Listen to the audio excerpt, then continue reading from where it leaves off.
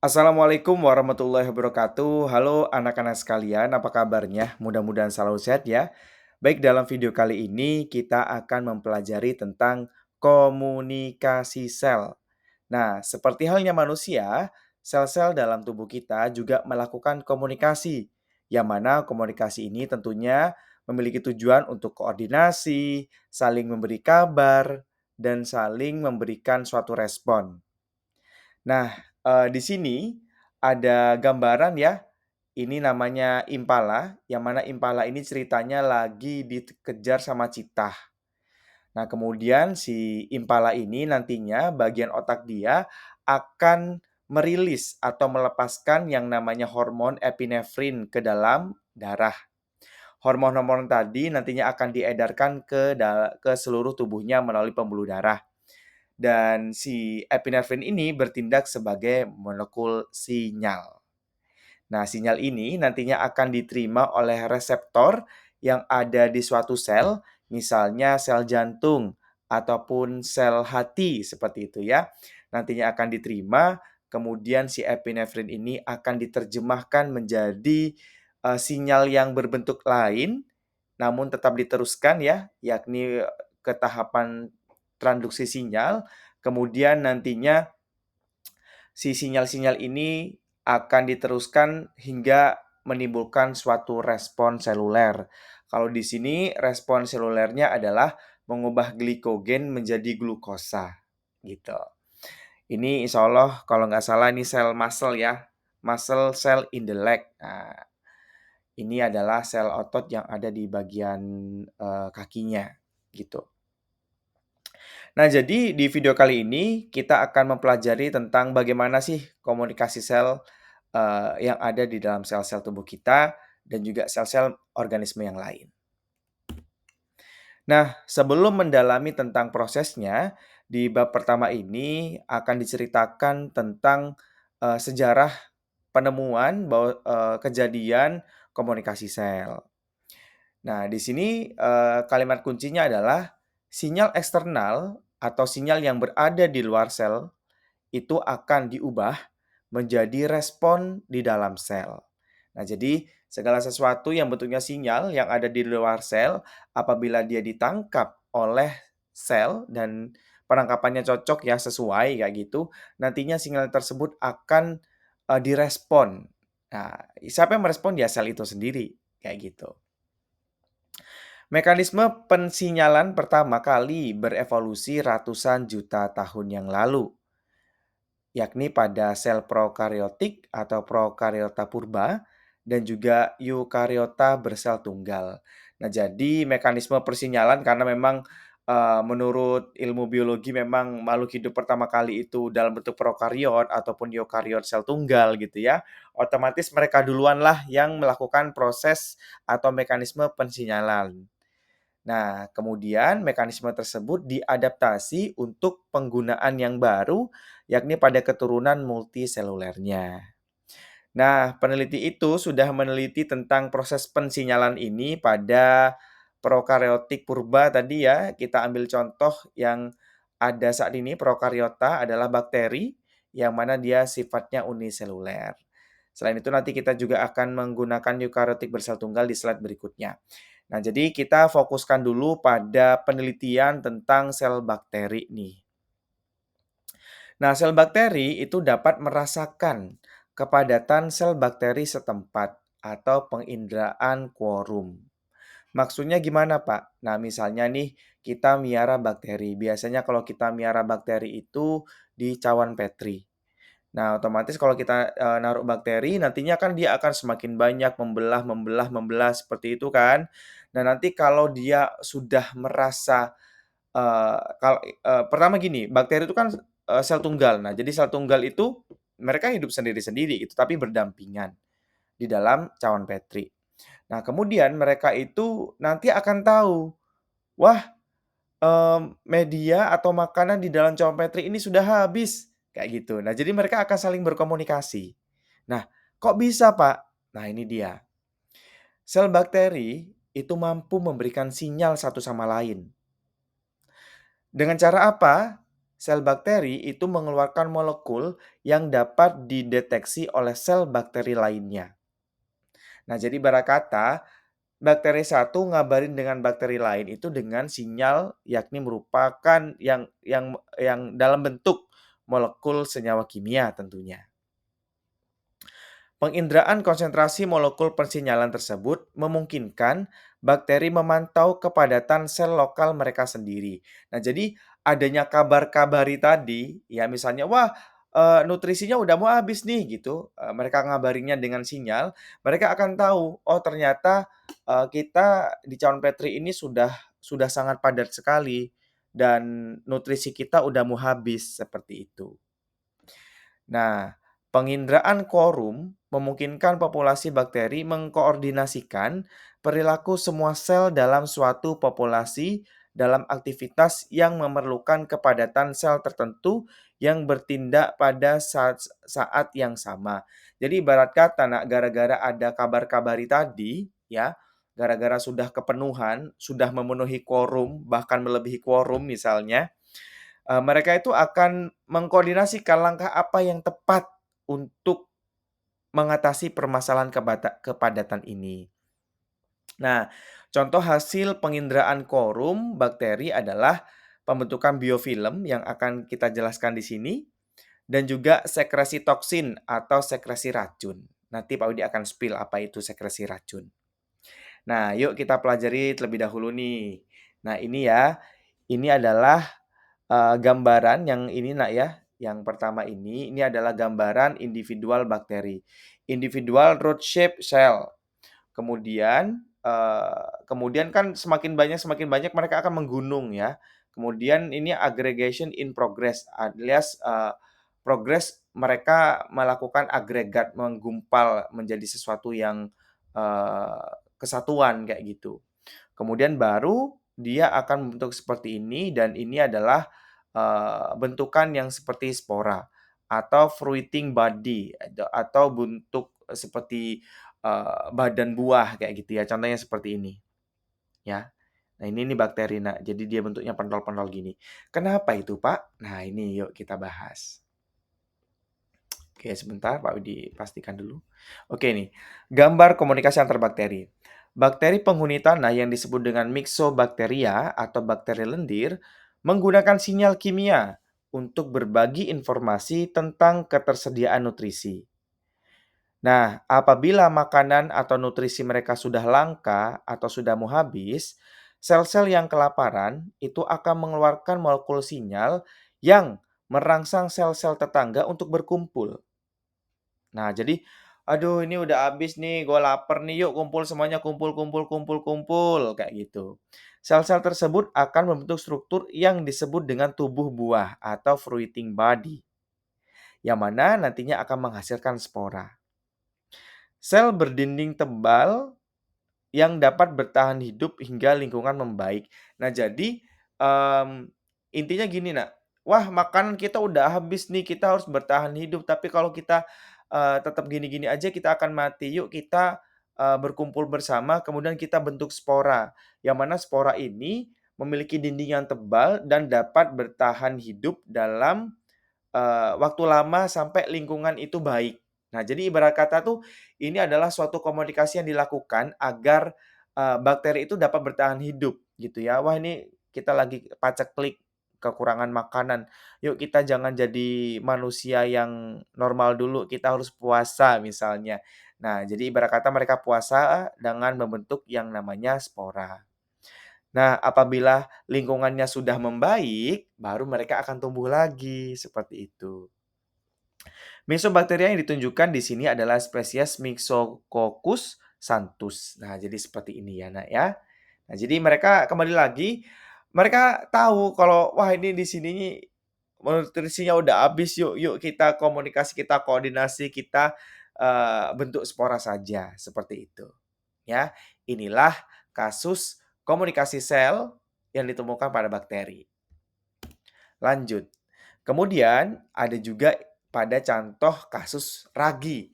Ragi ini kalau bahasa Inggrisnya yeast atau juga biasa kita kenal dengan khamir. yang mana mereka tuh bentuknya seperti serbuk ya, kalau kalian tahu ragi itu bentuknya seperti serbuk, yang mana mereka merupakan, jamur yang tergolong eukaryotik dan selnya tunggal. Nah, di sini ada yang namanya Saccharomyces cerevisiae, yang mana mereka itu, ini bentuknya ya, Nak, ya, diilustrasikan seperti ini, yeast cell mating type. Nah, E. Nah, jadi bentuknya pentol-pentol seperti ini dan mereka itu memiliki 2 jenis kelamin, ya, atau tipe perkawinan yakni ada A dan juga alfa. Ini A, ini alfa. Nah, setiap tipe itu mampu mengeluarkan faktor spesifik. Nah, jadi mereka tuh ibarat kata mampu mengeluarkan molekul yang disebut dengan, faktor yang spesifik. Nah, misalnya alfa, sel alfa ya, dia akan mengeluarkan alfa faktor alfa ya, ini A mengeluarkan A faktor, seperti itu. Nah, jadi mereka tuh kembali lagi mereka mau punya molekul. Dan kalau kalian perhatikan, Nak, mereka itu juga punya tonjolan. Nah, tonjolan ini disebut dengan reseptor. Yang mana reseptor ini merupakan, biasanya protein yang melekat pada membran dari, sel. Ya, dalam hal ini adalah sel yeast atau sel ragi. Kembali lagi Pak Widi ingatkan bahwasanya mereka tuh punya 2 tipe kelamin, A sama alfa. Nah, setiap tipe nantinya akan mengeluarkan yang namanya suatu faktor, entah faktor A ataupun faktor alfa tergantung dari jenis selnya. Nah, saat terpapar faktor perkawinan satu sama lain, nah jadi apabila faktornya ini dilepas gitu Nak ya, kemudian diterima oleh reseptor yang cocok nih. Nah, ini kan kalau A cocoknya dengan alfa faktor kayak gitu, yang alfa cocoknya dengan A faktor. Kan ini ya Pak Widi zoom, ini ya sangat jelas sekali. Ini cocoknya dengan ini cocoknya dengan ini. Nah, kembali lagi setelah mereka terpapar faktor perkawinan satu sama lain dan mereka cocok ya, yang mana cocoknya mereka adalah sepasang sel dengan tipe yang berlawanan. Nah, jadi harus berlawanan ya, ibarat kata harus beda jenis kelamin gitu ya. Nah, setelah mereka cocok nih, mereka nantinya akan berubah bentuk dan tumbuh ke arah satu sama lain dan menyatu. Nah, kayak gini. Dan akhirnya kawin deh. Kemudian dia akan menghasilkan sel ragi yang memiliki jenis A atau alfa ya, A atau alfa. Yang mana mereka mengandung semua gen dari kedua sel asli yang memberikan keuntungan bagi keturunan sel berikutnya. Nah, jadi, intinya nanti dia akan melestarikan. Namun yang kita bahas bukan hasil perkawinannya, Nak, ya. Yang kita bahas adalah mekanisme mereka saling komunikasi tadi. Nah, dari sini dapat kita ketahui, kecocokan unik atau kecocokan yang spesifik antar faktor perkawinan dengan reseptor adalah kunci untuk memastikan perkawinan hanya terjadi pada sel-sel dari spesies hamir atau spesies ragi yang sama. Nah, jadi nggak akan mungkin salah kawin, nak. Mereka itu sudah spesifik, sehingga mereka tidak akan salah kawin. Itulah kunci dari komunikasi sel. Sinyal dan reseptor bersifat spesifik. Nah, jadi kalau kalian bayangkan hormon itu bisa epinefrin tadi ya diedarkan ke seluruh tubuh kita, apakah seluruh tubuh kita akan meresponnya? Belum tentu. Yang akan merespon adalah yang punya reseptor si epinefrin tadi, seperti itu.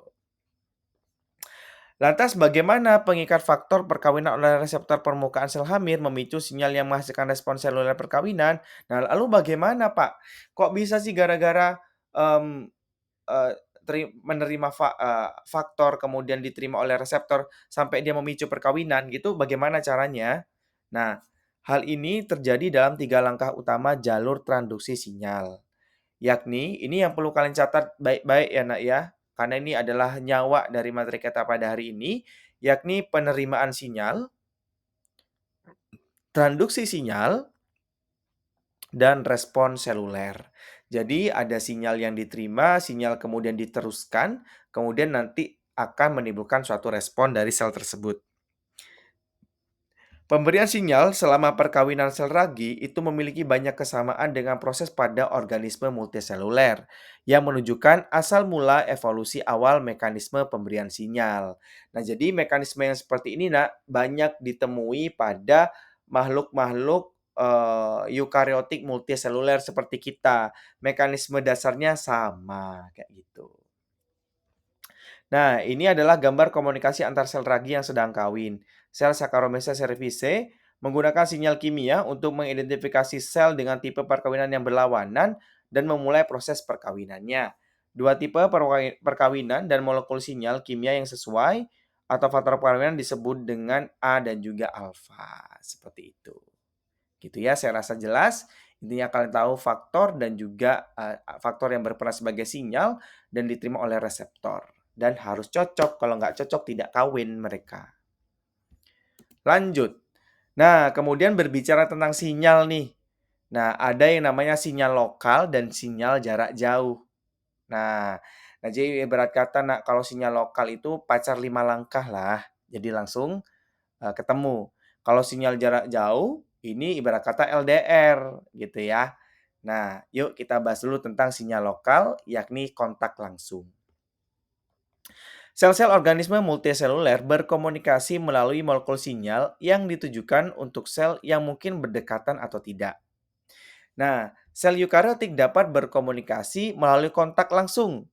Ya, yang mana kontak langsung ini merupakan salah satu jenis sinyal lokal. Banyak sel hewan dan tumbuhan memiliki sambungan sel yang secara langsung menghubungkan sitoplasma yang berdekatan. Dalam kasus ini, zat sinyal yang terlalu dalam sitosol dapat berpindah di antara sel-sel tetangga. Nah, kemarin itu sudah dibahas ya tentang sitoskeleton dan matriks ekstraseluler ya. Ini ada yang namanya gap junction.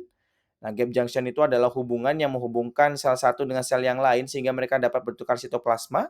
Nah, kayak gini ya, bertukar. Kemudian juga ada pada sel tumbuhan. Kalau sel tumbuhan kita kenal dengan yang namanya plasmodesmata. Ya, jadi mereka akan saling terhubung sitoplasmanya sehingga mampu bertukar-tukar molekul. Nah, jadi berkata kabar-kabari tetangga itu jauh lebih cepat kayak gitu ya.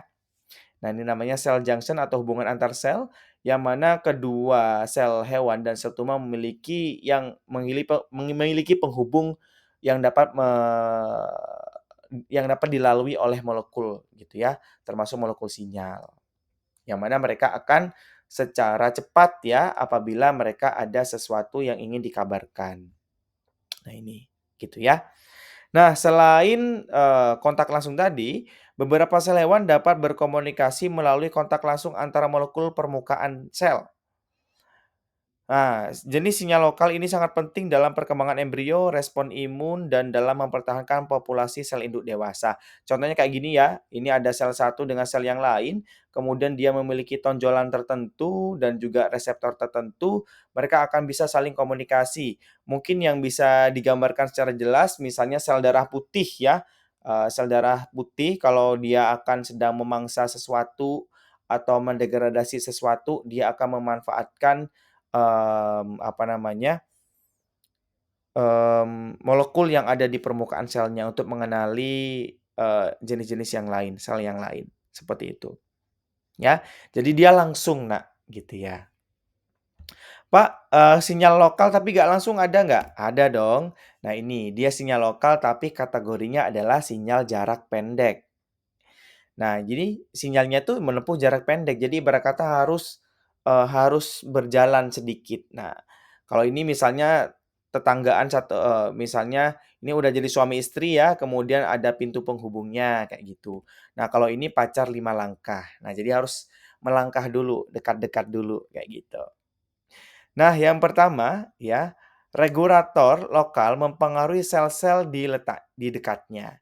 Nah, jadi, ini ada suatu sel, kemudian sel ini bertindak sebagai pemberi, regulator lokal. Nah, regulator lokal ini adalah sinyalnya. Nah, sinyal-sinyal ini dilepaskan dan akan mempengaruhi sel-sel yang ada di sekitarnya. Ingat, tentunya ini adalah sel-sel target, gitu ya. Nah, ini Pak Widi ulangi lagi, regulator lokal mempengaruhi sel-sel di dekatnya. Jenis pensinyalan lokal ini disebut dengan pensinyalan parakrin. Namanya parakrin, nah ya ini. Parakrin signaling. Salah satu golongan regulator lokal pada hewan yaitu faktor pertumbuhan terdiri dari senyawa yang merangsang sel target di dekatnya untuk tumbuh dan membelah. Banyak sel dapat secara bersamaan menerima dan merespon faktor pertumbuhan yang diproduksi oleh satu sel di sekitarnya. Nah, jadi ini adalah sel ya yang akan mengabari sel-sel di sekitarnya untuk kalau di sini, faktor pertumbuhan, untuk, dia, eee, membelah, membesar, dan lain-lain kayak gitu. Jadi, si sel ini akan mengeluarkan, vesikel-vesikel yang berisi sinyal-sinyal tadi gitu ya. Ini kan kalian ngerti eksositosis toh. Nah, ini dikeluarin toh sinyalnya. Sinyalnya itu akan diedarkan ke sel-sel di sekitarnya, sehingga sel-sel sekitarnya akan merespon, seperti itu. Inilah, paracrine signaling atau sinyal, lokal yang langsung diberikan ke sel di sekitarnya. Selain paracrine signaling, ada yang namanya synaptic signaling, yakni jenis persinyalan lokal yang sangat terspesialisasi yang disebut dengan pensinyalan sinaptik yang terjadi pada sistem saraf hewan. Nah, ini pentolan dari sistem saraf, kemudian ini ada vesikel. Vesikel ini mengandung neurotransmitter ya. Kemudian neurotransmitternya ini nanti kalau udah sampai di bagian sinap ya, nanti dia akan melepaskan neurotransmitter dan akan diterima oleh sel target. Kayak gitu. Sinyal listrik di sepanjang sel saraf memicu sekresi molekul yang namanya neurotransmitter. Ini yang penol-penol merah dibungkus oleh vesikel. Molekul-molekul ini bertindak sebagai sinyal kimia berdifusi melintasi sinap, yakni ruang sempit antara sel saraf dan sel target, dan akhirnya memicu respon di sel target. Nah, kayak gini. Nah. Jadi kalau kita bergerak, kita ngapa-ngapain ya kan, sel targetnya ibarat kata otot kita. Kemudian sinyal listriknya adalah yang ada di sel saraf kita, gitu ya. Nah, listrik dijadikan neurotransmitter dulu baru menyampaikan pesan, kayak gitu. Tidak langsung listrik yang dimasukkan ke sel target, gitu ya. Kenapa, Pak? Ya, bisa jadi sel targetnya itu tidak kenal sama listrik. Yang kenal sama listrik itu ya sel saraf. Namun sel saraf kan punya kewajiban untuk mengabarin sel target. Dengan cara apa? Kalau sel targetnya nggak bisa listrik, ya pakai dengan cara lain, yakni caranya menggunakan neurotransmitter.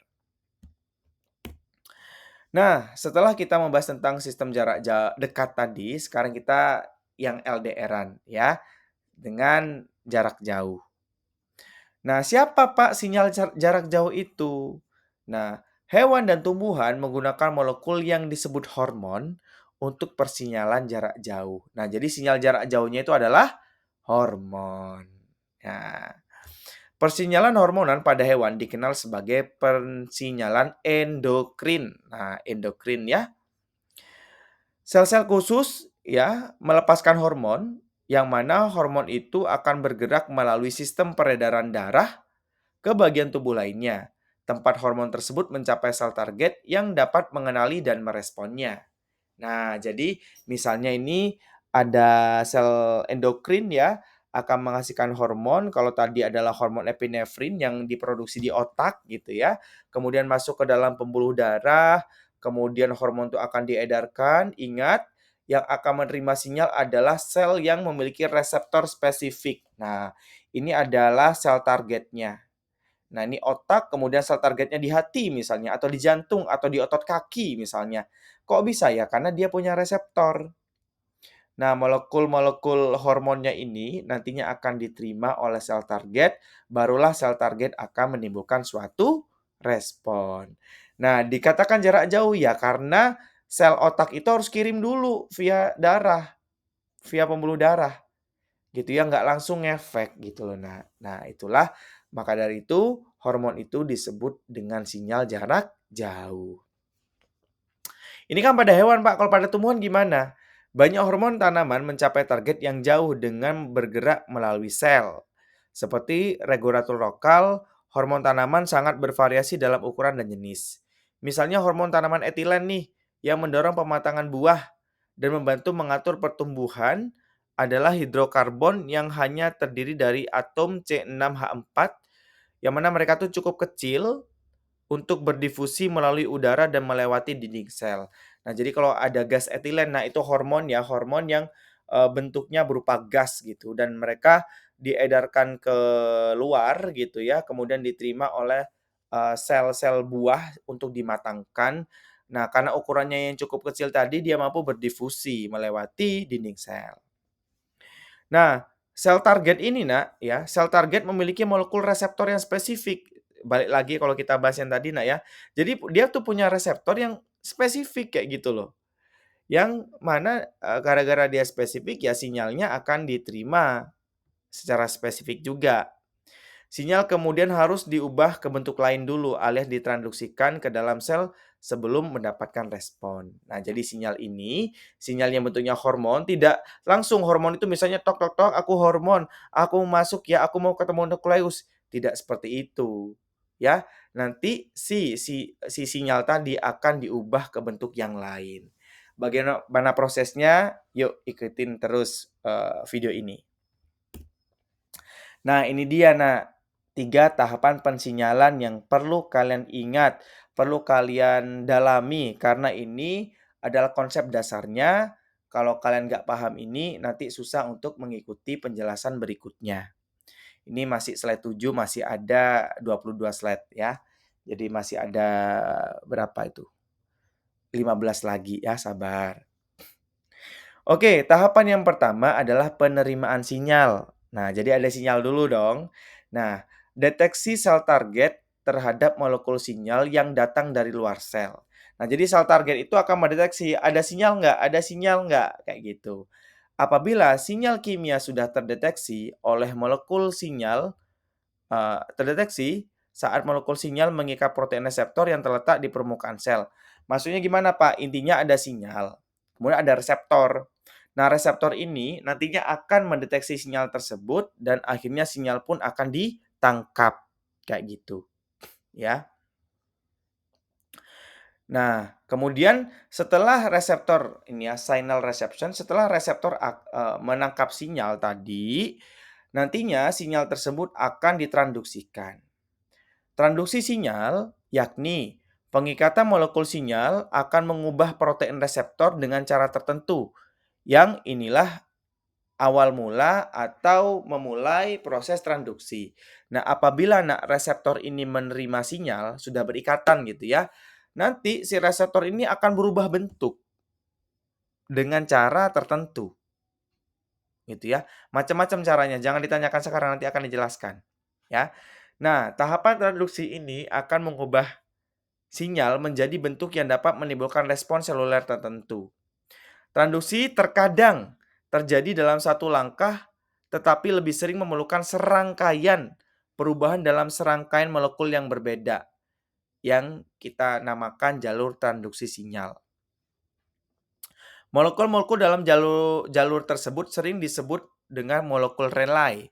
3 molekul ditunjukkan sebagai contoh. Nah, ini dia, Nak. Ya, molekul 1, molekul 2, molekul 3. Ini disebut dengan molekul relay, gitu ya. Kita mulai dari sini lagi, ada sinyal ditangkap oleh reseptor. Nah, ini nanti akan meneruskan sinyal itu ke molekul 1, ke molekul 2, ke molekul 3, sampai nantinya akan menimbulkan suatu respon. Nah, respon seluler adalah sinyal yang sudah diteruskan tadi akan memicu respon seluler tertentu. Jadi macam-macam responnya tergantung apa sinyalnya. Respon tersebut dapat berupa hampir semua aktivitas seluler yang dapat dibayangkan, seperti katalisis oleh enzim, atau juga penataan ulang sitoskeleton, atau bahkan aktivasi gen-gen tertentu dalam nukleus. Nah, jadi macam-macam, nah responnya itu macam-macam. Ya, kalau di sini responnya adalah mengubah mengubah glikogen menjadi glukosa atau sebaliknya. Nah, ada juga yang penataan ulang sitoskeleton nih responnya. Atau ada juga responnya adalah aktivasi gen yang ada di dalam nukleus.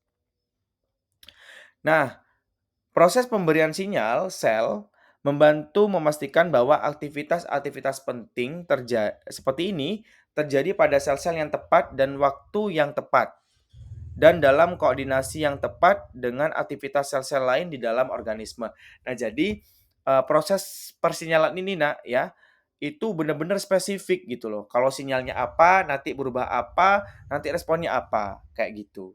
Nah, jadi insya Allah ini merupakan mekanisme yang benar-benar bisa merespons sesuai dengan apa yang diinginkan oleh sinyal tadi, seperti itu. Oke, berikutnya, nah ini kan intinya kalian sudah tahu ya 3 tahapan besar adalah penerimaan sinyal, transduksi sinyal, dan juga respons seluler. Nah, kita akan mendalami satu persatu. Yang pertama adalah penerimaan molekul sinyal atau sinyal reception. Molekul persinyalan berikatan dengan reseptor, menyebabkan reseptor tadi akan berubah bentuk. Penerimaan sinyal bergantung pada penerima. Siapa penerimanya? Ya, reseptor. Nah, jadi kalau di LKM kalian ditanyakan tentang reseptor itu apa? Reseptor itu merupakan penerima sinyal. Dan kalau kalian lihat, nah, ingat ini adalah membran sel ya. Ada lipid dan juga protein. Nah, jadi yang reseptor itu siapa, Pak? Reseptor itu biasanya bentuknya protein, ya. Nah, jadi kalau di LKM ditanyakan reseptor itu apa? Reseptor adalah protein yang berfungsi untuk menerima sinyal. Resepsionis lah ya. Nah, molekul sinyal memiliki bentuk yang komplementer dengan situs spesifik reseptor. Nah, jadi si molekul sinyal itu bentuknya itu komplementer, alias bentuknya tuh sama seperti apa yang akan diikat oleh si reseptor gitu loh. Jadi bentuk reseptor itu bentuk sisi aktifnya itu sama seperti bentuknya si sinyalnya, gitu. Oleh sebab itu, maka dari itu ya itu tadi, spesifik gitu ya. Nah, molekul persinyalan ini bertindak sebagai ligan. Nah, jadi di LKM juga ditanya tentang ligan ya. Ligan itu apa? Ligan itu merupakan molekul persinyalan. Istilah untuk molekul yang berikatan secara spesifik dengan molekul lain, seringkali berukuran lebih besar. Nah, jadi ligan itu adalah molekul yang berikatan spesifik dengan molekul lain. Dalam hal ini ligannya adalah si sinyal, ya. Sinyalnya bentuknya apa, Pak? Macam-macam. Nah, tadi udah di-spill ya, bisa dalam bentuk hormon, bisa dalam bentuk molekul pemicu pertumbuhan, bisa dalam bentuk molekul neurotransmitter ataupun yang lain. Pengikatan ligan umumnya menyebabkan protein reseptor mengalami perubahan bentuk. Nah, jadi kalau ligan udah diikat, maka protein atau reseptornya itu akan berubah bentuk. Bagi banyak reseptor, perubahan bentuk ini secara langsung akan mengaktifkan reseptor. Nah, jadi kalau udah berubah bentuk nih, maka dia akan aktif.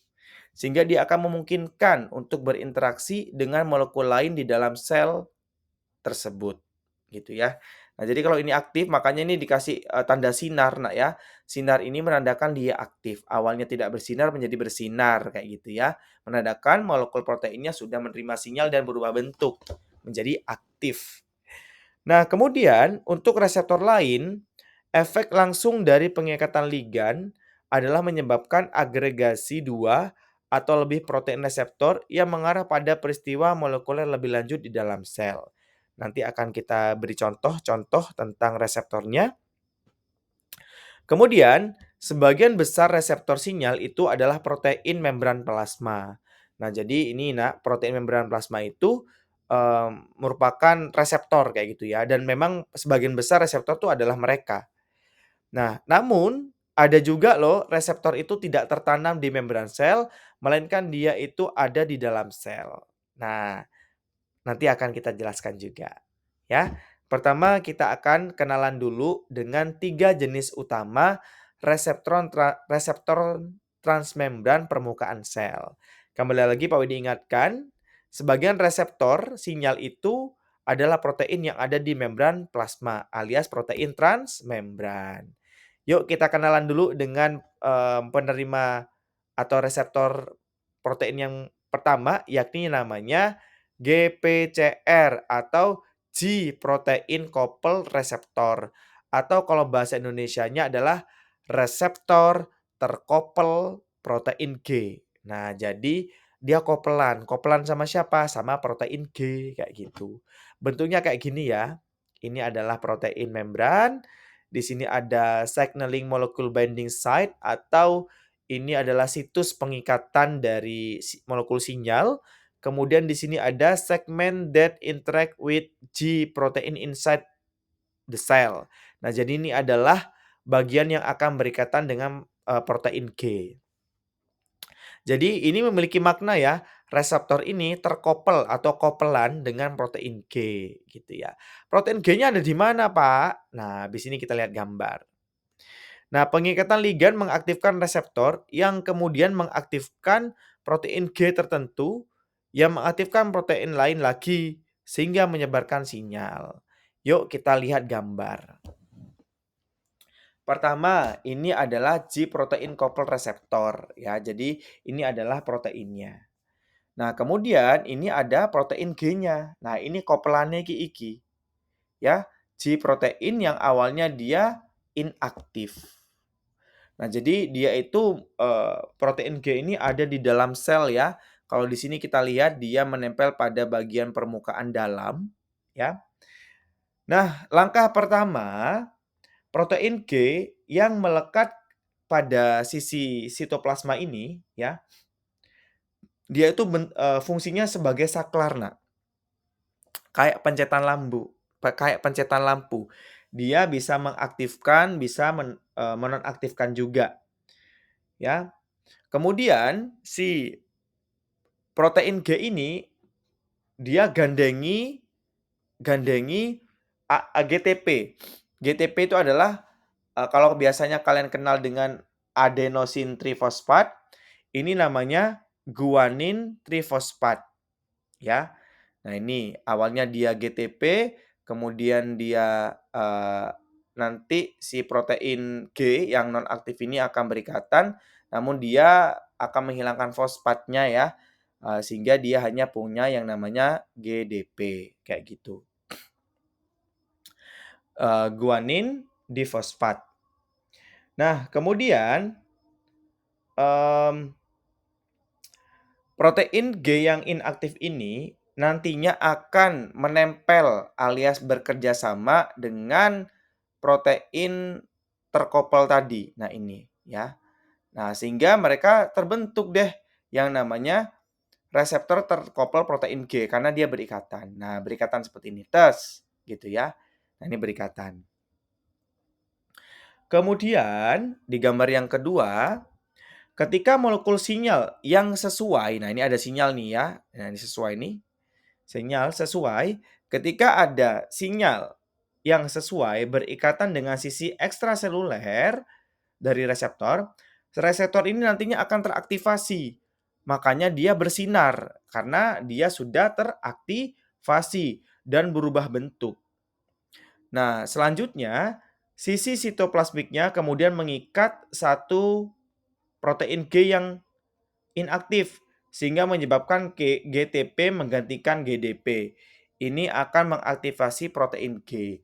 Nah, jadi awalnya kan, GDP ya, kemudian gara-gara dia berikatan, nantinya, protein G ini akan mengikat GTP, kayak gitu. Mohon maaf Nak ya, tadi sepertinya Pak Widi kebalik menjelaskannya. Intinya, eee, waktu protein G ini inaktif, dia tuh ngikatnya GDP gitu loh. Waktu dia aktif, maka dia akan, mmm, apa namanya, akan meminta GTP untuk menggantikan GDP gitu ya, sehingga dia menjadi aktif kayak gitu. Nah, jadi gambarnya seperti ini, nanti, penjelasannya dibaca lagi ya. Pak Widi khawatir salah, tapi secara gambaran seperti itu. Kemudian setelah aktif, nah kembali lagi Nak, tadi udah diingetin ya kalau sudah nerima sinyal, kemudian aktif protein itu atau reseptor itu akan berubah bentuk. Nah, protein G yang sudah teraktivasi tadi akan terlepas dari protein reseptornya. Kemudian dia akan menyatu di sepanjang membran, dia dia akan berjalan ya. Kemudian dia akan berikatan dengan suatu enzim sehingga mengubah bentuk dan aktivitas enzim tersebut. Saat teraktivasi, enzim dapat memicu langkah berikutnya dalam jalur yang berujung pada respon seluler. Nah, jadi ibarat kata, Nak, itu tadi, kalau si protein G ini sudah ini ya terkoppel protein G ini udah aktif, kemudian nanti protein G-nya akan melanjutkan pesan tadi, ya, melanjutkan pesan sampai ke sampai meneruskan pesannya ke enzim tertentu yang lain. Nah, kayak gini ya, ke enzim tertentu sampai dia akan menimbulkan suatu respon, kayak gitu. Kemudian, perubahan pada enzim dan protein G itu hanya sementara, Nah, jadi dia tugasnya sementara, dia hanya menyampaikan, "Oh, kita udah nerima sinyal, kita udah aktif, yuk kita anterin ke enzim yang lain," kayak gitu. Udah, tugas dia hanya sementara karena protein G ini juga berfungsi sebagai GTPase. Dengan kata lain, protein G ini akan menghidrolisis GTP yang melekat pada dirinya untuk menjadi GDP lagi, kayak gitu. Jadi kan awalnya GTP, kalau sudah selesai tugasnya, fosfatnya lepas, ini aja jadi GDP lagi dan dia siap untuk menerima sinyal lagi. Seperti itu seterusnya. Nah, jadi kembali lagi, ini adalah pembahasan tentang reseptornya tuh siapa sih, Pak? Reseptornya salah satunya adalah reseptor terkoppel protein G atau G protein coupled receptor GPCR, gitu ya. Pak, ada yang lain nggak, Pak? Ada dong. Ya, namanya reseptor tirosin kinase atau RTK. Pak, ini berarti juga protein? Iya, biasanya yang warna ungu-ungu ini namanya protein. Namun protein ini kompleks ya. Dia punya namanya adalah reseptor tirosin kinase. Nah, yang mana RTK ini bereaksi terhadap pengikatan molekul persinyalan dengan membentuk dimer dan kemudian menambahkan gugus fosfat ke tirosin pada bagian sitoplasma monomer yang membentuk dimer tersebut. Kemudian barulah protein relay dalam sel kemudian diaktifkan dengan mengikat tirosin terfosforilasi yang berbeda yang memungkinkan reseptor ini memicu berbagai jalur sekaligus. Maksudnya gimana, Pak? Yuk kita perhatikan gambar. Pertama, ini ada yang namanya reseptor tirosin kinase, bentuknya seperti ini ya. Nah ini, kemudian ini ada ligan alias sinyal. Nah nanti kalau ada ligan sudah diikat, pertama-tama dia akan membentuk dimer. Nah ini dimer tuh mereka menyatu. Dimer tuh semacam lengket, kembar kayak gitu ya. Nah jadi pertama dia akan membentuk dimer dulu gitu. Setelah membentuk dimer, maka selanjutnya akan menambahkan gugus fosfat. Nah setelah membentuk dimer nih, ingat dia akan aktif sehingga dia akan mengikat fosfat ya. Fosfatnya dari mana? Dari ATP. Nah ini dia ya. Jadi bagian tirosinnya akan mengikat fosfat. Fosfatnya dari mana? Dari ATP. Dia membutuhkan 6 ATP gitu. Nah, sehingga dia akan aktif jadinya, ya.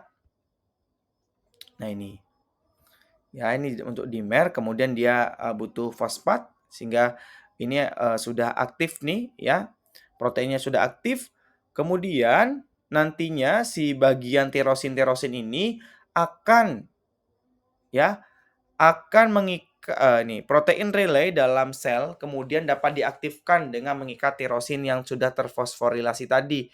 Jadi tirosin yang sudah mendapatkan fosfat atau terfosforilasi tadi nantinya akan mengaktifkan protein relay. Nah, kembali lagi ada protein tertentu yang akan kita bahas di proses transduksi. Kalau yang sekarang ini kita bahas pensinyalannya dulu. Ya, jadi kita udah punya dua, tadi adalah terkoppel protein G, yang kedua adalah RTK alias reseptor tirosin kinase. Untuk yang ini nanti kita akan jelaskan yang lain. Gitu ya. Oke, Pak ada lagi nggak Pak? Ada dong. Siapa Pak? Ya, namanya adalah saluran ion. Nah, jadi kembali lagi penerima sinyal tuh macam-macam ya. Nah, ada yang namanya saluran ion. Saluran ion berpagar ligan terbuka atau tertutup sebagai respon terhadap pengikatan oleh molekul pensinyalan tertentu yang mengatur aliran ion tertentu melintasi membran. Nah, jadi seperti ini, Nak. Ini ada saluran ion. Saluran ion itu seperti pagar ya, dia membuka, tutup. Nah, buka tutupnya tuh tergantung apa? Tergantung molekul sinyal. Nah, ini ada proteinnya, ada reseptornya. Kemudian di sini ada situs pengikatan. Kemudian nanti ada sinyal akan diikat, gara-gara diikat dia akan terbuka deh. Sehingga ion-ion itu akan masuk. Ion-ion ini nanti akan diteruskan sehingga terbentuklah respon seluler. Nah, jika dirasa cukup, sinyal itu akan lepas lagi sehingga ion channelnya tertutup lagi. Seperti itu. Ya, itu dia penerima sinyal. Sudah 3 ya. Jadi ada apa saja tadi? Ada GPCR, ada RTK, dan juga saluran ion. Pak, tadi Pak Widi bilang, Pak, ada reseptor yang mana reseptornya itu tidak di membran plasma. Ya, benar. Jadi ada yang namanya reseptor intraseluler. Reseptor yang ada di dalam sitoplasma kita. Ya, reseptor intraseluler adalah protein sitoplasma atau nukleus. Nah, ini juga ada nukleus nah ternyata. Nah, jadi reseptornya itu berupa protein, tapi proteinnya tuh tidak di membran, melainkan ada di dalam sel, entah di dalam sitoplasma ataupun di dalam nukleus nih, gitu. Nah, namun si reseptor ini biasanya em, ini akan mengikat molekul sinyal, yang mana molekul sinyal ini berupa molekul bersifat hidrofobik dan juga cukup kecil sehingga dia mampu melintasi membran plasma gitu ya. Contohnya di sini adalah hormon aldosteron karena dia itu bentuknya hidrofobik ya, dia lipid dan dia juga kecil sehingga dia tuh tembus gitu loh. Nah, tembus masuk ke dalam sel. Nah, barulah di dalam sel itu nanti ya dia akan bertemu dengan reseptor protein intraseluler tadi.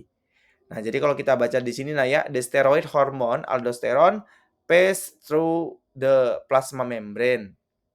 Aldosteron akan diikat oleh reseptor protein yang ada di dalam sitoplasma dan akan mengaktifkannya. Kemudian reseptor itu nanti akan masuk ke dalam nukleus. Nah, kemudian the bond protein act. Nah, jadi si protein ini akan mendorong, menstimulasi proses transkripsi, yakni mentranskripsi DNA menjadi mRNA, kemudian mRNA nantinya akan ditranslasi tentunya oleh ribosom dan timbullah suatu protein. Nah, barulah pembentukan protein inilah yang kita sebut sebagai respon. Ya, sinyal diikat, sinyal diteruskan, sinyal akan dijawab dalam bentuk respon. Dalam hal ini responnya adalah pembentukan protein baru. Seperti itu. Nah, jadi di topik pertama ini nak ya, yang ini nih, dapat kalian ketahui bahwasanya ligan atau molekul sinyal itu akan diterima oleh reseptor. Dan reseptor itu ada yang di membran, ada GPCR, RTK, dan juga saluran ion. Ada juga reseptor intraseluler yang ada di dalam sitoplasma ataupun nukleus. Gitu ya. Nah, itu tadi kita sudah belajar yang pertama. Berikutnya nih, setelah sinyal diterima, tadi Pak Widi bilang bahwasanya sinyal akan diteruskan. Ya, penerusan sinyal itu disebut dengan transduksi sinyal ya, yang mana itu merupakan rangkaian interaksi molekuler mengirimkan sinyal dari reseptor ke molekul relay dalam sel. Nah, jadi nak, kalau sudah sinyal ditangkap, kemudian ingat ada molekul relay yang akan meneruskannya. Namun tidak segampang itu, tidak sesederhana itu. Ya, di sini akan kita pelajari bagaimana sinyal itu diteruskan. Langkah yang pertama adalah fosforilasi dan mohon maaf, fosforilasi dan defosforilasi protein. Ingat nak, fosfor itu fosfat. Jadi proteinnya akan dikasih fosfat. Ya, kalau fosforilasi seperti itu. Kalau defosforilasi, dia akan melepaskan fosfat, kebalikannya. Yuk langsung saja kita bacakan. Setiap langkah dalam jalur transduksi sinyal, sinyal ditranduksikan ke dalam bentuk yang berbeda, yang umumnya melibatkan perubahan bentuk pada protein. Nah, jadi ini kan sinyal, nak. Sinyal ditangkap, kemudian akan diteruskan. Nah, sinyal diteruskan itu kan berbeda. Dia bukan sinyal lagi, tapi sinyal yang dalam bentuk yang berbeda seperti itu. Beda bentuk, bukan bentuknya bukan molekul sinyal lagi, tapi berubah lagi gitu ya. Nah, perubahan sinyal itu bentuknya itu tergantung dari molekul relay. Nah, molekul relay ini pun bentuknya protein kayak gitu, Nak. Ya, coba nih, ya. Banyak jalur transduksi sinyal mencakup rangkaian fosforilasi di mana rangkaian protein kinase masing-masing menambahkan gugus fosfat ke protein berikutnya dan mengaktifkannya. Nah, misalnya gini, Nak. Ini kan reseptor udah nangkap sinyal. Nah, nantinya perubahan bentuk reseptor itu akan mengaktifkan protein kinase satu yang awalnya tidak aktif, ya, gara-gara ada sinyal dan sinyal itu diteruskan, akan mengaktifkan protein kinase yang tidak aktif tadi menjadi protein kinase satu yang aktif. Dan itu membutuhkan ATP.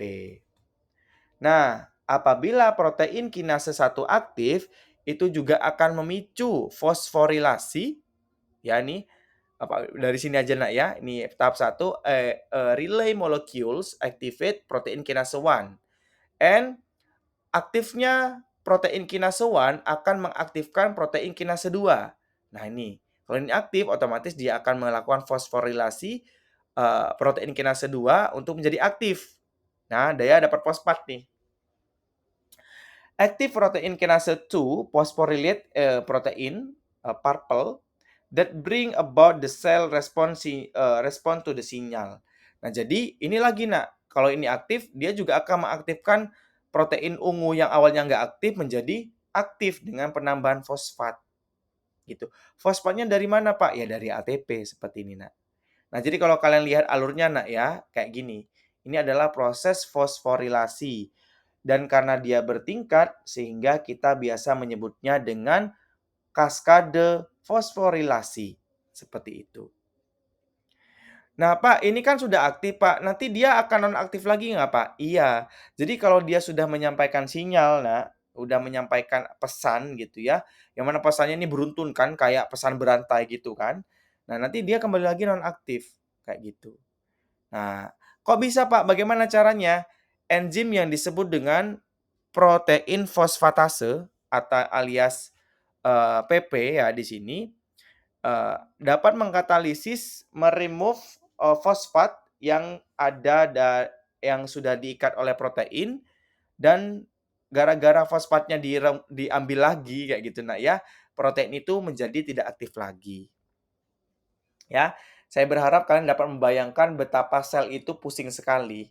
Ya, namun Masya Allah, Allah telah benar-benar menunjukkan kuasanya kepada kita, bahwasanya, serumit itu terjadi gitu loh, ya, dan bisa kita pelajari sebagai, bentuk kita rasa syukur kita kepada Allah Subhanahu wa taala. Gitu ya, Nak, ya. Jadi, kembali lagi ke sini, protein yang sudah aktif tadi kalau sudah menyampaikan pesan, nanti dia akan nonaktif kembali dengan cara ada protein fosfatase yang akan mengambil fosfat dari protein yang aktif tadi sehingga lepas, gara-gara lepas dia menjadi tidak aktif lagi, seperti itu. Nah, keseimbangan antara fosforilasi dan defosforilasi itu mengatur aktivitas protein yang terlibat dalam langkah-langkah berurutan dari jalur transduksi sinyal. Nah, adanya proses ini membuat membuat seimbang gitu loh proses dari fosforilasi dan defosforilasi. Nah, ini adalah gambar kaskade fosforilasi. Dalam kaskade fosforilasi, serangkaian protein berbeda dalam suatu jalur difosforilasi secara bergantian. Setiap protein akan menambahkan gugus fosfat ke protein berikutnya. Di sini, fosforilasi akan mengaktifkan setiap protein. Dan defosforilasi akan mengembalikan protein tersebut dalam bentuk yang tidak aktif. Bentuk aktif dan tidak aktif dari setiap protein direpresentasikan dengan bentuk yang berbeda untuk mengingatkan Anda bahwa aktivasi biasanya dikaitkan dengan perubahan bentuk molekuler. Gitu ya. Jadi ini kan bentuknya lonjong, kemudian nanti kalau udah aktif bentuknya bulat pepat kayak gitu nak ya.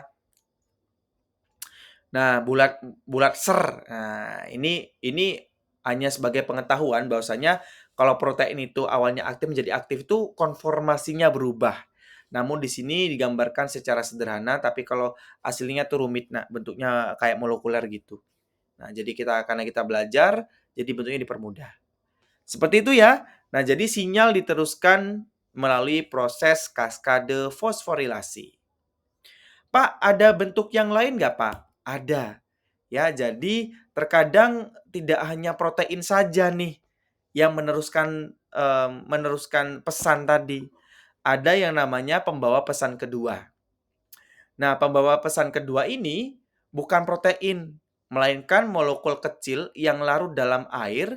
Dia bukan protein, atau pembawa pesan keduanya tuh dalam bentuk ion, kayak gitu, Nak, ya. Jadi ada 2 ya. Nah, pembawa pesan keduanya tuh ada 2. Ada molekul nggak hanya 2 sih, ada beberapa. Nanti Pak Willy jelasin, ya. Kembali lagi, pembawa pesan kedua itu bisa dalam bentuk molekul kecil larut air dan dia bukan protein, atau juga dalam bentuk atau molekul ion. Nah, ini jangan sampai salah makna ya, Nak, ya. Pembawa pesan kedua tuh bisa dalam bentuk ini ataupun ini, gitu ya. Nah, pertama kita akan ambil contoh yakni, yang kita sebut dengan molekul kecil siklik AMP atau CAMP, gitu ya.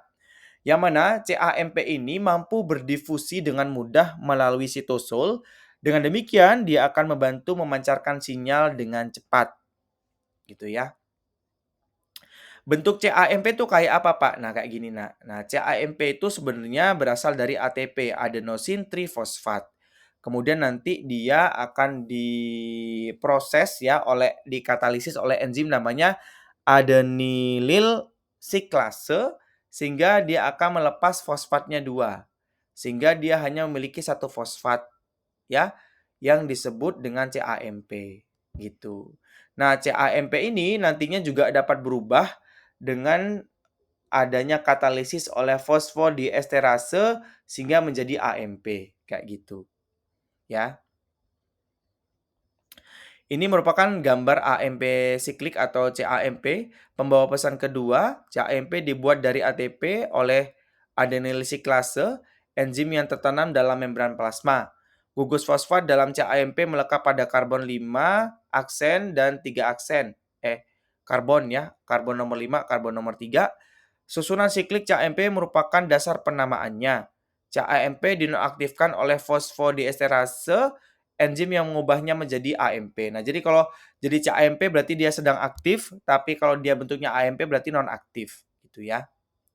Nah, banyak protein G mengaktifkan adenyl siklase yang membuat CAMP dari ATP. Maksudnya gimana, Pak? Nah, ini perlu kita fokus kembali lagi ya. Ini pertama masih ingat ya ada GPCR alias protein terkoppel protein reseptor terkoppel protein G ini kayak gini toh. Nah, pertama ini ada sinyal diterima oleh protein terkoppel reseptor terkoppel protein G ini protein G-nya ya. Kemudian nanti dia masuk ke adenyl siklase. Nah, adenyl siklase ini nantinya akan mengubah ATP menjadi CAMP. Nah, CAMP inilah nantinya akan membawa pesan. Pesannya dibawa kemana, Pak? Nah, bisa saja pesannya itu bisa langsung. Bisa juga pesannya itu akan mengaktifkan protein kinase A. Dan begitu seterusnya. Gitu ya. Kalau Pak Widi bacakan, first messenger adalah sinyal. Nah, ini nih. Ini, Pak, kenapa sih CAMP ini disebut dengan molekul pembawa pesan kedua? Pesan pertamanya siapa? Nah, ini dijelaskan ternyata di sini.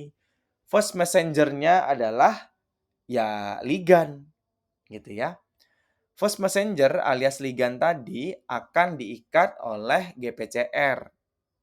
Kemudian GPCR itu akan mengaktifkan protein G ya. Kemudian protein G itu akan mengaktifkan enzim adenyl siklase yang mana dia akan ya ini kembali lagi ya. GTP dihidrolisis oleh activating adenyl siklase. Kemudian adenyl siklase akan mengkonvert ATP menjadi CAMP. Nah, CAMP ini akan menjadi pembawa sinyal kedua ya. CAMP as a second messenger activate another protein leading to cellular response. Nah, jadi dia akan menjadi pembawa pesan kedua yang akan meneruskan pesan dari messenger pertama untuk mengaktifkan protein lain sehingga dia akan menimbulkan suatu respon, gitu. Ya. Nah, ini di sini kenapa Pak yang diambil adalah GPCR? Karena di sini adalah paling banyak memang GPCR. Meskipun tidak menutup kemungkinan tirosin kinase pun bisa menggunakan CAMP ini, kayak gitu. Gitu ya. Oke, itulah pembawa pesan kedua. Ada lagi nggak Pak selain CAMP? Ada dong. Nah, ini dia. Jadi pembawa pesan kedua ini adalah ion. Contohnya adalah ion Ca2+, yang mana dia mampu berdifusi dengan mudah ke sitosol dan dia dapat memancarkan sinyal dengan cepat. Sel menggunakan Ca2+ sebagai pembawa pesan kedua dalam jalur GPCR dan juga RTK. Nah, jadi biasanya yang pakai pembawa pesan kedua ion itu adalah GPCR dan juga reseptor tirosin kinase atau RTK. Peningkatan Ca2+ di dalam sitosol menimbulkan banyak respon pada sel hewan, misalnya kontraksi otot, sekresi zat, dan juga pembelahan sel. Nah, jadi ini ada gambar ya, Nak ya. Ini adalah gambar pemeliharaan konsentrasi ion kalsium di dalam sel hewan. Konsentrasi Ca2+ dalam sitosol biasanya jauh lebih rendah, yang mana warnanya hijau muda kayak gini. Nah, ini hijau muda toh yang ada di sitosol. Kemudian yang lebih tinggi adalah cairan yang ada di retikulum endoplasma, ada di dalam mitokondria, ada juga di luar sel. Itu Ca2+-nya tuh sangat banyak sekali. Nah, apabila ada sinyal gitu ya, sinyal mengaktifkan suatu proses gitu. Nanti ada yang namanya pompa protein. Pompa protein dalam membran plasma dan membran retikulum endoplasma itu akan digerakkan oleh ATP, ya. Adanya ATP akan memindahkan Ca2+ dari sitosol ke dalam cairan ekstraseluler ke dalam eh, lumen. Pompa mitokondria yang digerakkan oleh kemiosmosis. Ya, ini masih ingat nak ya kemiosmosis itu seperti apa? Kalau kemarin ATP sintase, kalau ini adalah pompa ion gitu ya. Yang mana nanti dia akan memindahkan Ca2+ ke dalam mitokondria ketika kadar kalsium dalam sitosol meningkat secara signifikan. Nah, jadi intinya kondisi ini tuh harus terjaga gitu, Nak. Kalau Ca2+-nya itu di sitoplasmanya banyak gitu ya, nanti dia buru-buru akan bisa saja dikeluarkan, kalau enggak dimasukkan ke dalam mitokondria.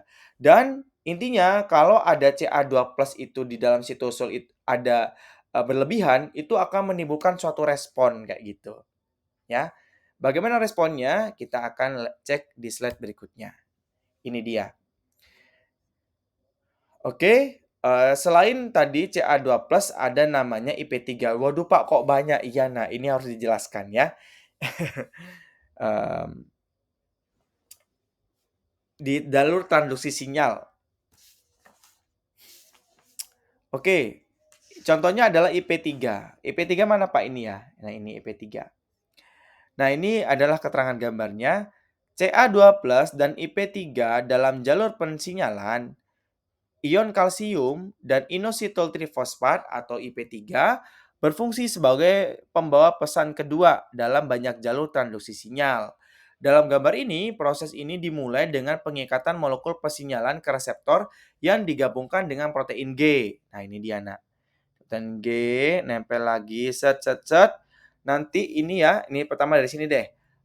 Signaling molecule diikat oleh reseptor, leading to activation of fosfolipase C. Nah, ujung-ujungnya dia akan mengaktifkan fosfolipase C.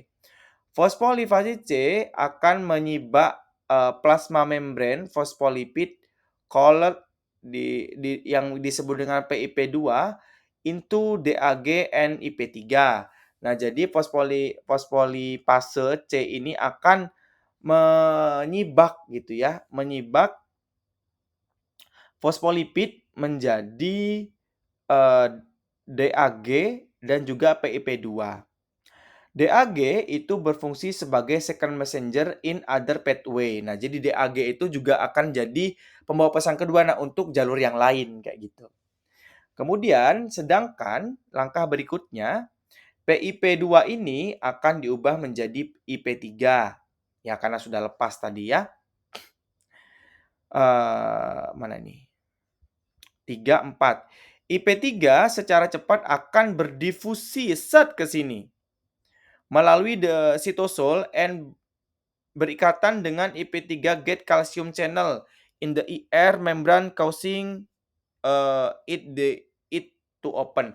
Nah, jadi IP3 ini akan utuk diterima di reseptor ion yang ada di retikulum endoplasma. Nah, jadi kalau kalian ingat-ingat kembali slide yang ini, Nak. Nah, yang ini ya, ini molekul sinyal. Nah, molekul sinyalnya tuh bukan sinyal ini ternyata kalau di retikulum endoplasma, tapi sinyalnya itu dalam bentuk second messenger yakni EP3. Set, gara-gara dia nempel nih ya, saluran ionnya tuh terbuka sehingga kalsiumnya itu keluar. Calcium ion flow out of the ER down their concentration gradient. Nah, jadi kan di sini tinggi, ini rendah. Sehingga kalsiumnya dia akan keluar gitu ya. Nah, gara-gara kalsium ini keluar ya, the calcium ion activate the next protein in one on more signaling pathway. Nah, gara-gara kembali lagi nak, di sitoplasma tuh kalau ada peningkatan CA2+ sedikit aja, dia itu akan menimbulkan respon yang berbeda gitu ya. Jadi CA2+ yang sudah dilepas ke dalam sitoplasma itu akan menimbulkan pensinyalan yang lain untuk menimbulkan respon yang lain pula, seperti itu. Di sini tidak dijelaskan detailnya gimana. Nah, dari sini dapat kita ketahui, Nak, bahwasannya dalam transduksi sinyal, sinyal itu akan diteruskan baik dalam bentuk aktivasi protein kinase dengan mekanisme fosforilasi dan defosforilasi protein, atau menggunakan CAMP sebagai pembawa pesan kedua, atau ion CA2+ sebagai pembawa pesan kedua, atau juga IP3. Dan di sini juga ada di spill loh, ternyata DAG ini juga mampu menjadi pembawa pesan kedua untuk jalur yang lain. Seperti itulah transduksi sinyal. Oke, setelah sinyal udah diteruskan, barulah sel itu akan merespon. Respon seluler. Pensinyalan sel menyebabkan regulasi transkripsi atau aktivasi sitoplasma. Wah, ternyata respon sel itu macam-macam, Nak. Kadang terjadi di nukleus responnya, yakni melakukan transkripsi atau melakukan suatu aktivitas yang ada di sitoplasma. Nah, di sini dijelaskan bahwasanya respon itu beberapa jalur mengarah pada respon nukleus. Gen tertentu diaktifkan atau dinonaktifkan oleh faktor transkripsi yang diaktifkan. Nah, jadi slide ini akan menjelaskan tentang bagaimana tuh contoh respon yang direspon oleh nukleus. Ini dia keterangan gambarnya.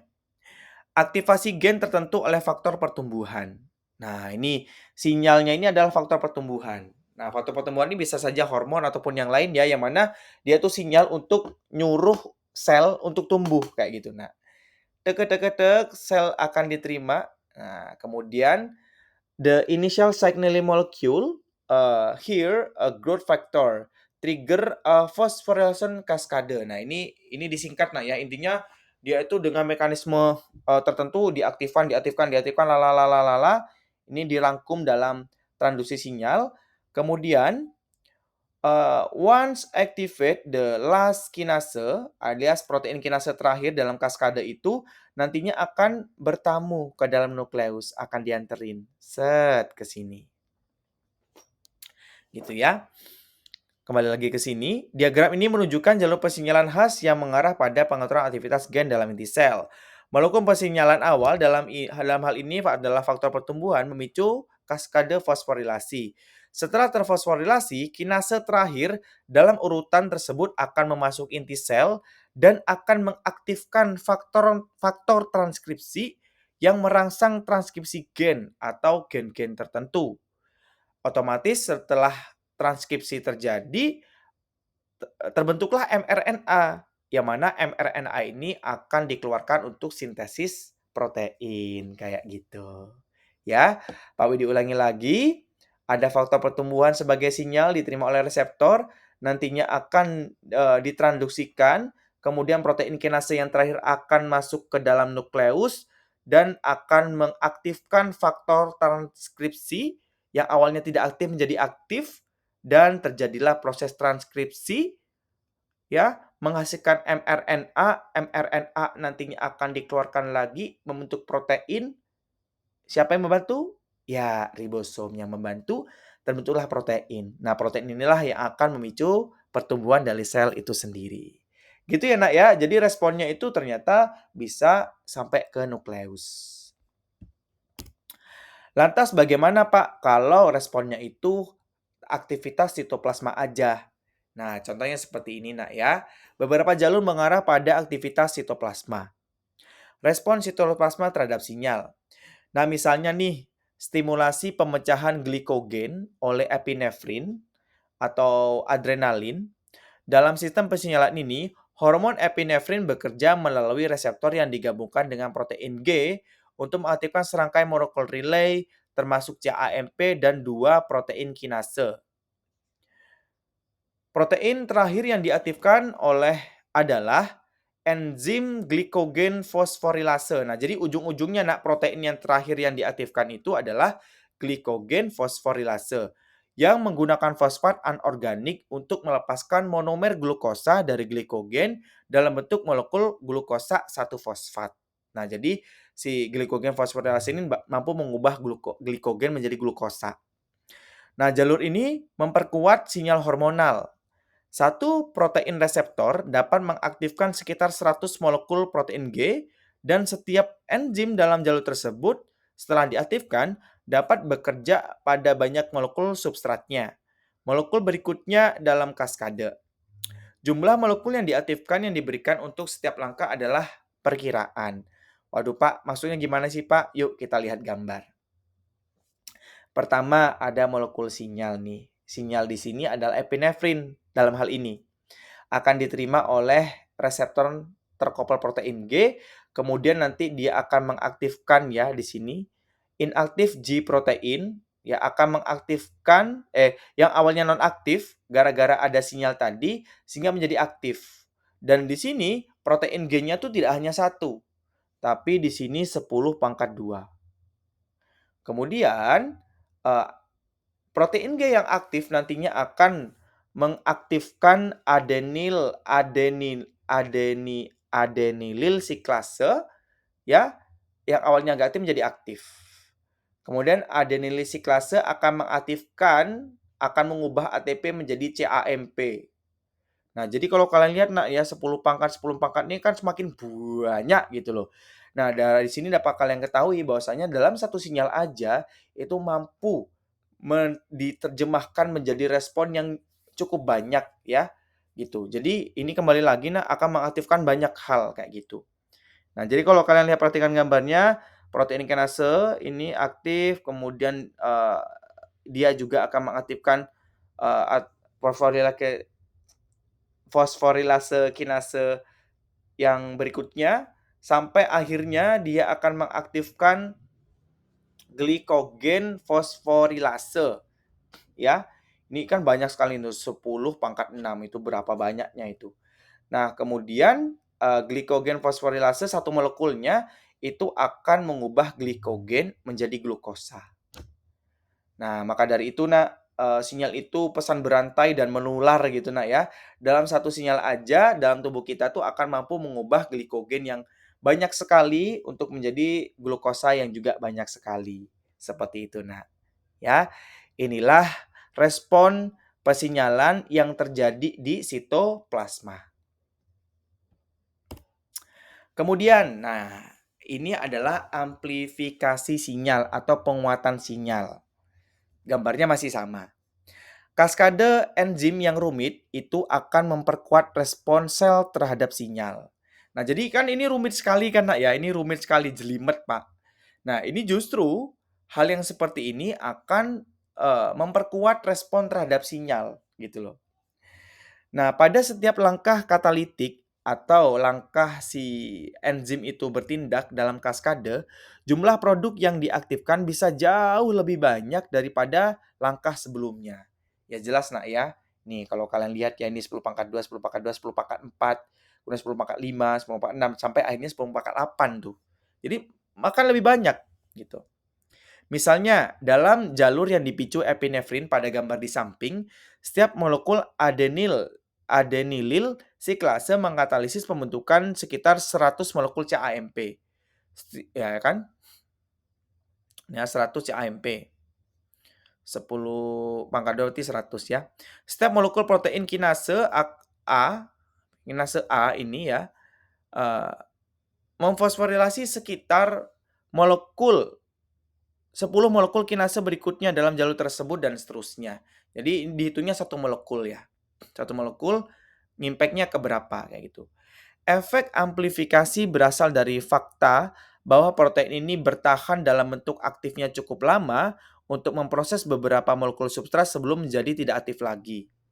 Sebagai hasil dari amplifikasi sinyal, sejumlah kecil molekul epinefrin yang mengikat reseptor, ya jadi kan sedikit toh yang diikat ini epinefrinnya, pada permukaan sel hati atau sel otot dapat menyebabkan pelepasan ratusan juta molekul glukosa dari glikogen. Nah, jadi kembali lagi, nak.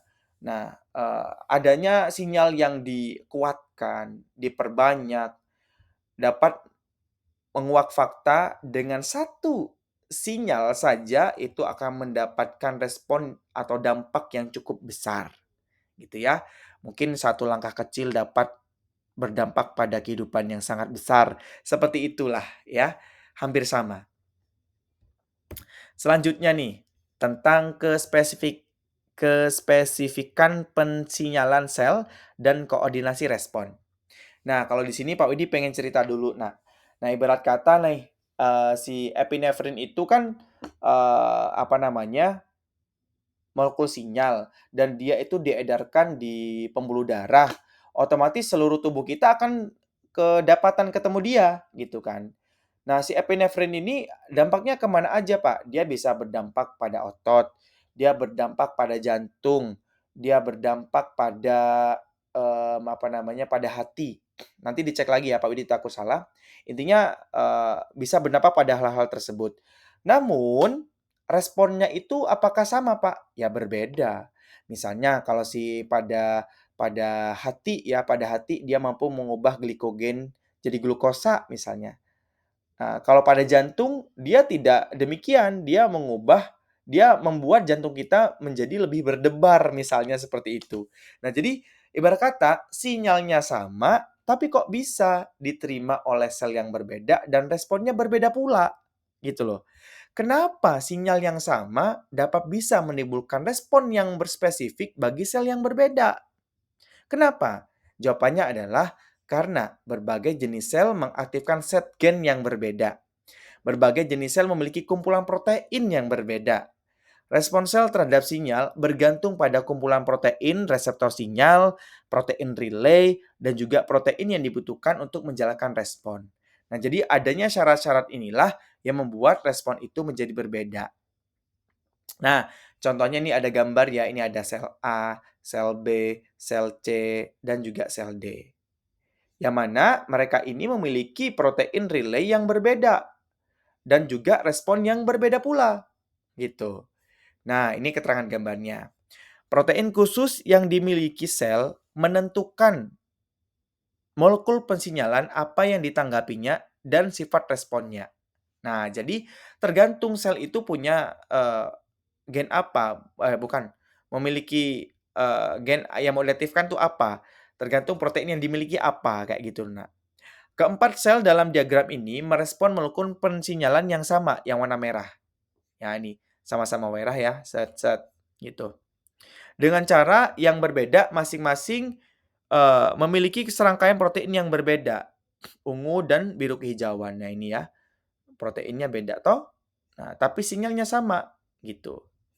Namun perlu dicatat bahwa jenis molekul yang sama dapat berpartisipasi dalam lebih dari satu jalur.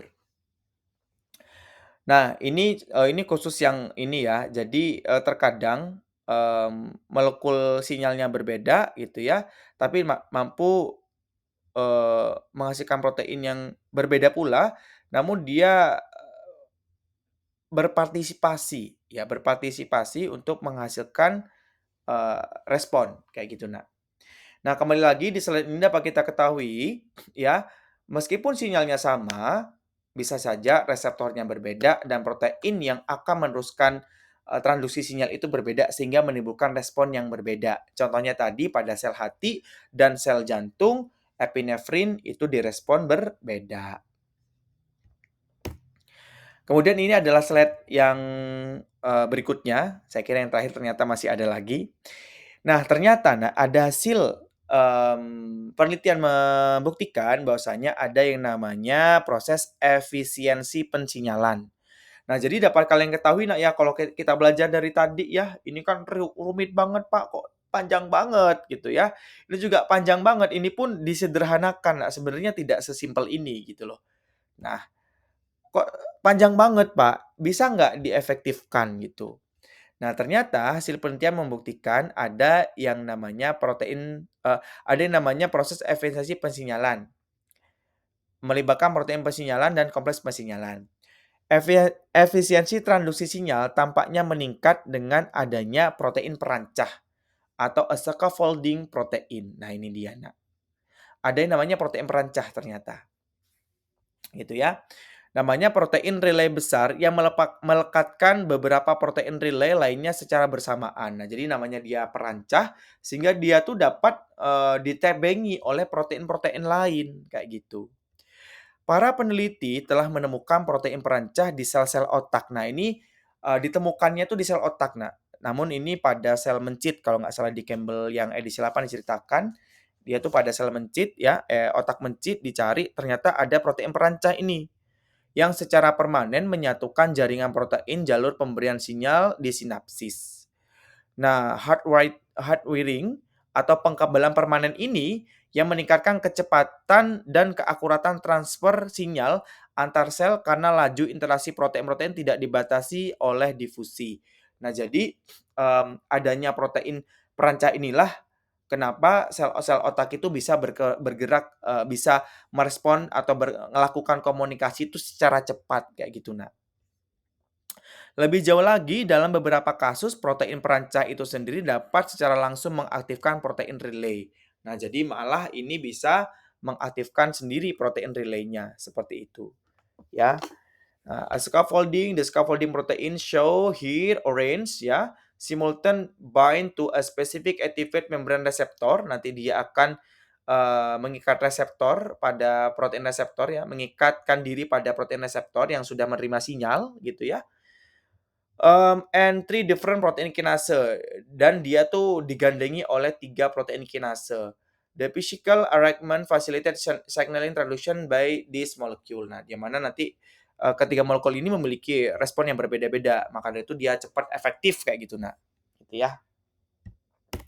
Kemudian yang terakhir nih, tentang penghentian sinyal. Nah, respon sinyal itu dapat dihentikan dengan cepat karena pengikatan ligan itu bersifat reversible.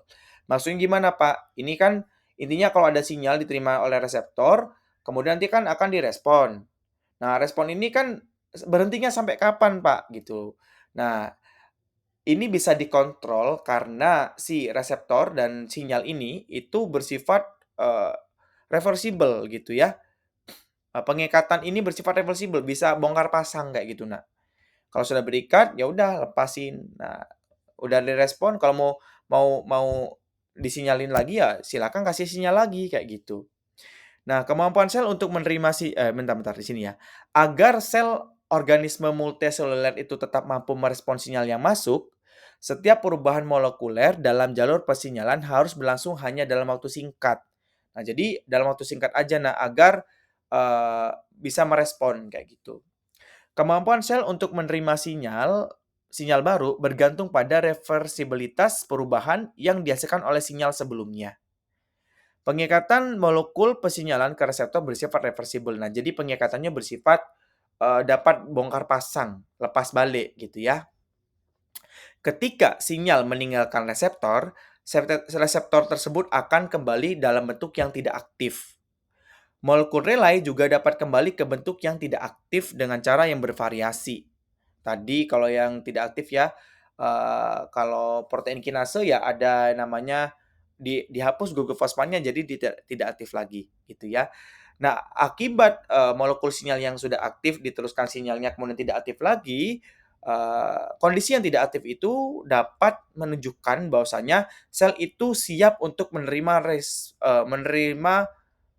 siap menerima atau merespon sinyal yang baru lagi, kayak gitu loh, Nak. Jadi ibarat kata dia hanya meneruskan sinyalnya saja, kalau sudah selesai tugasnya dia kembali ke bentuk yang tidak aktif lagi dan siap untuk menerima sinyal yang baru, seperti itu. Oke, anak-anak sekalian, mungkin cukup itu saja penjelasan tentang komunikasi sel. Intinya di dalam tubuh kita, sel-sel kita melakukan yang namanya komunikasi dengan cara mereka sendiri. Mudah-mudahan bisa menerima manfaatnya dan mudah-mudahan bisa diingat sampai nanti kalian jadi guru profesional. Terima kasih banyak Pak Widi akhiri. Wassalamualaikum warahmatullahi wabarakatuh.